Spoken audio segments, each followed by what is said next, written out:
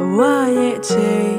တွေကိုအစားကပြန်မယူခြင်းပျော်ဆုံးနေ့တွေမောဝါရခဲ့ပြီရှင်ခုန်တဲ့တွေကိုပြန်ချတဲ့ခိုင်မာတနာရီပါခွဲတကယ်တမ်းမဟုတ်ခဲ့တာရှင်နာတဲ့ကံကိုမယောင်ချင်ဘူးအမှန်တရားမှာတဲ့အချိန်မှာအရာရာရှုံးပေးလိုက်ပြီးဘဝမှာကွယ်အချင်နာဆုံးချစ်သူလည်းမရှိတော့ပြီအရာရာဆုံးရှုံးခဲ့ပြီချစ်သူရဲ့